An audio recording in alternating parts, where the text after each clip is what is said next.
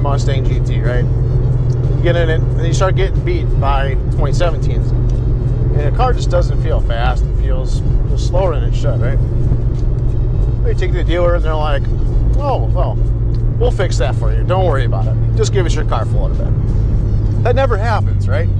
Well, in 1999, for the Cobra, it did. And we'll talk about that.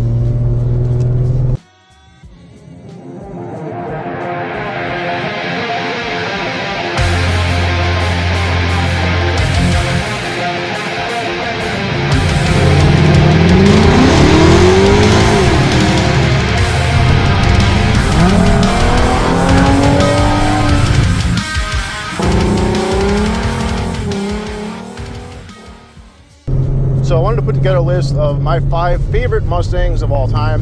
None of these cars are supposedly better than any car that you like as far as a Mustang goes. This is just what I like, and I want to talk a little bit about these 5 cars. Maybe you can learn something from this video. So number 1 on my list, when this car came out, it immediately became one of my favorite Mustangs without even really knowing anything about it. It's the Boss 302. 2013 Boss 302 Mustang. I absolutely love this Mustang, and it's been on my list for a while of a car I really want to own, and maybe one of these days I will, but there's a lot of other cars I want too, so I don't want to just stick to that one. But the 302 had a little bit of a power increase over the regular.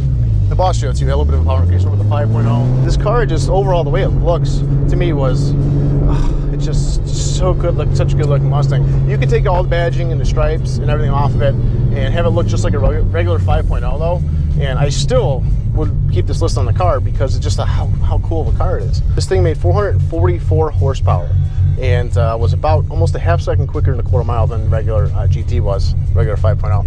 This is just a car that needs mad respect, and there's only about 4,000 of them made, 700 of those being Laguna Seca editions, which also, I was going to say that was like, you know, one of my top favorite cars, but basically just a little bit more modified Boss 302.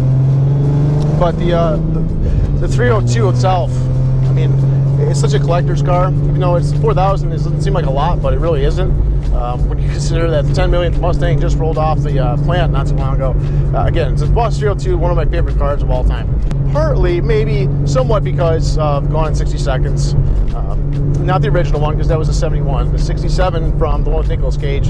I always liked that car, but after just looking at it for an hour and a half straight in the movie, it just really grows on you, and the way they did that car up was much nicer. But overall, it's just such a nice looking Mustang. Of all the older, the 60s and 70s Mustangs, that is my favorite body style and favorite looking Mustang. The regular version that came out with it was a 428 cubic inch. It made about 335 horsepower. It was good for about 13.6 and a quarter mile or so. For back then, that was really fucking good. It was really good. There was one engine that was very rare for that same car, and it was a 427. I think it was a completely different block. It was only 1 cubic inch, it was a different block, and that one actually made, I think, like 440 horsepower, somewhere around there. The one in the movie, the Nicolas Cage version of it, is also a lot different. 1967 from the Gone in 60 Seconds. It was actually a 401 cubic inch. It was not the same engine that was the one from the factory. Of course, everybody knows it had nitrous. The Go Baby Go button was awesome. I think it had a Tremec transmission in it, and it was 530 horsepower. Next car on my list, I've been around a lot of these. I still work at Ford. We've had a lot of them come and go. Again, this car is up there. I can't rate any one of these better than the others because they all look so good and they all have great qualities about them. But the GT350 and GT350R is pretty quickly became another one of my favorite Mustangs of all time. 5.2 liter Voodoo engine is just leagues above the Coyote engine. It just revs so much higher. It makes more horsepower per cubic inch. It's just a great sounding engine, great performing engine. Now the 350 and the 350R are very similar. There's only a few things that are different about them. One of the only things that's really different is the wheels and tires that come on the car. Now, you wouldn't think wheels and tires make that big difference, and I always stress in my videos that they do, because they do. Now, in this thing, the GT350R was the first production car to actually come out with carbon fiber wheel just on the car. And they're so light compared to the other ones, that the 350R versus the 350, it's actually faster just because of the wheels and tires on the car. The 350 is more of your daily driver performance car. The 350R is basically, you can still daily drive it, of course. I daily drive this car, and it's got like, well, I don't listen to the radio, it's got no back seats. but it's a V6. That's a Corvette.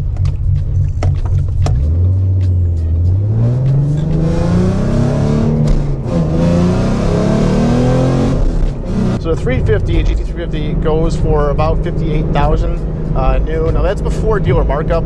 It's going to be a lot more in the dealership. I'll tell you right now, it's going to be a lot more than that most likely. But I think the 350R upgrade package is about $7,500 more than the regular GT350, but they're expensive ass wheels and tires.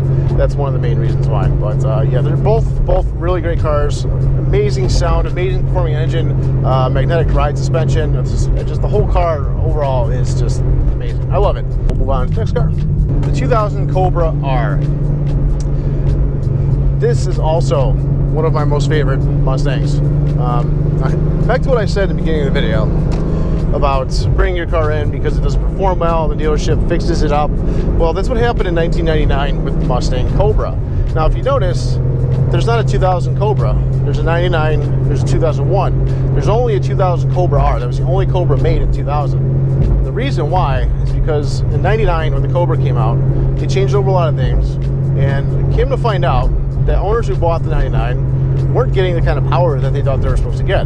They're supposed to have, I think it was 320 horsepower from that engine that was in the car at the time. In 98, the engines were listed as less powerful. They weren't supposed to be as fast. The 99 was supposed to be faster than the 98. Guys were finding out that the 99, actually after dyno testing stock, was about 50 or 55 horsepower less than what it was advertised as, which it's really not good when you're trying to make an impression on your car and people are finding out you're boasting horsepower numbers. Well, that wasn't the case according to Ford, or Tom Scarpello, who is the advertising or marketing manager. Something to do with marketing with Ford, came out and said that it's not a case of us being deliberately negligent. There wasn't any funny stuff going on. Trying to cover Ford's asses for what the 99 Cobra owners were figuring out after they bought their cars. So it turns out that the intake manifold on the 99 Mustang Cobra had a defect from the factory, and there was excess metal buildup in there that disrupted the flow. And also, the mufflers they put in the car were too restrictive. So guys were finding out that their 99 Cobras were getting beat by 98 Cobras. So Ford took an action, and it wasn't really a recall, more so I guess like a TSP called it the fix, where they would have 99 Cobra owners go back to the dealership and they would change out the mufflers with less restrictive mufflers. They would either basically port the intake, resurface it, or replace it. I think most of them got replaced with a better flowing intake from a different company. And they also flashed the PCM, and I believe they changed the belt tensioner on there as well too. So this all increased the power back to what it was advertised as 320 horsepower. I don't know if it owns a 99 Cobra, but I don't know if you can still get that done. I'm pretty sure you can, but it's crazy. So in 2000, that leads me to one of my favorite cars, the 2000 Cobra R. Only existed as a Cobra R and not 2000 Cobra because Ford pulled the 99 production because of these issues, and they didn't produce it in 2000. 2001, they came back out with the Cobra. So the whole story right there, why I kind of explained that, because that explains why the 2000 Cobra R was such a badass car and why the 2000 Cobra, regular Cobra, doesn't exist. So the Cobra R is such a badass car. They used the 5.4 liter, basically the same engine that they used in their trucks at the time. And this thing made around 385 horsepower, 385 foot-pound of torque. It had a Tremec T56 in there, independent rear suspension. And this thing got down to like 12.9 in the quarter mile, 110 miles an hour. It had no back seats, no AC, no radio, no anything. It's basically just a purebred race car. My Coyote, when I ran it stock, was 12.9 at 110 miles an hour. That's pretty damn impressive for 2000. Not bad at all. The thing about the Cobra R's though, is that there was only 300 of them made. 300. You try and find one right now. I think there is one for sale actually. That's I think it's like turbocharged or something. Somebody just posted up in Cyclones when I mentioned about this video, and it's a very rare car. If I could get my hands on one, because I don't mind daily driving a car like that, even though you really shouldn't daily drive a car like that, I would, because it's fun. I would so buy one. I would so fucking buy one. You guys aren't gonna believe me when I say my favorite Mustang, actually.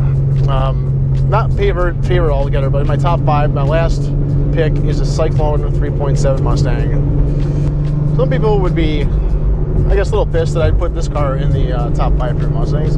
But here's why the Cyclone Mustang is in my top 5 favorite Mustangs. Because it's groundbreaking. That's why. Because the V6 Mustang was never anything to brag about.